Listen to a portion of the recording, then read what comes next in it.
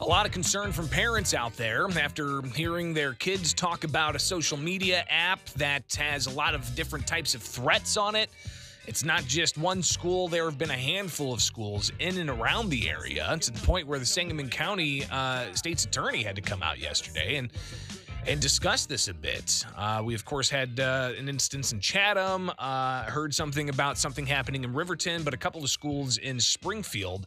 So to talk a little bit more about this and some other issues, Springfield Police Chief Kenny Winslow joining us on the WMAY morning news feed. Chief, thanks for taking time. And I guess just what's the approach that police are taking here? Because obviously some of these may be in jest, but a joke can go way too far, considering headlines we've seen elsewhere. Yeah, that's exactly it, Greg.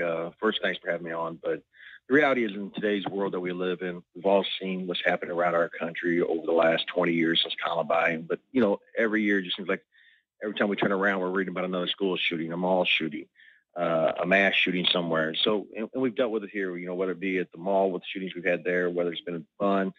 We do not want that in our schools. And we take all these threats seriously, and as credible until we investigate it and find out that they are not.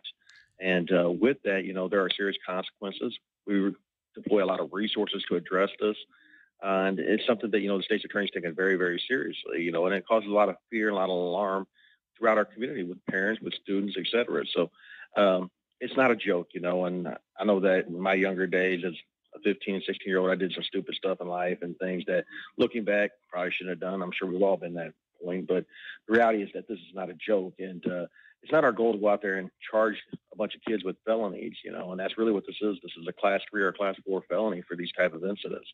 And that's not our goal out there. And obviously the state's attorney will make that decision. The judge will make the ultimate decision on what comes out of that. But again, trying to get the message out there to educate people that these are not jokes and these situations are serious. And I don't want you to necessarily reveal some of your investigative tactics here, but some of these apps seem that they might be anonymous, but you guys have tools. Tell me a bit about, I guess, the coordination you have with other law enforcement agencies on this. Well, exactly. A lot of these apps advertise them as being anonymous, and there are investigative tools for law enforcement and our federal partners to work together to reveal who's responsible. It takes time. It takes a lot of resources to get through it, but we're going to put that as the highest priority when we're talking about potentially school violence, and or whether it's a school, like I said, or a mall, et cetera. We're going to take those things seriously, and we're going to deploy all the resources necessary. So, and that's the other thing about this is that how it alarms people. We've seen these tragedies in our in our schools and in our malls, et cetera. We've recovered guns at schools. We just had a gentleman, unfortunately, a tragic situation of a homicide on school property. So the community's on edge a little bit, and these are just not jokes. Police Chief Kenny Winslow with us on the WMAY morning news feed, 7:57 now. We've got just a few more minutes here, Chief. Yesterday, or I guess not yesterday, Tuesday, the city council approved a multi-year contract with Flock Safety to get some license plate reading cameras. 83 of them. They're going to be set up in various places. Tell us how this is going to be implemented with ShotSpotter and how this isn't necessarily just going to be about finding gun crimes, but potentially other crimes.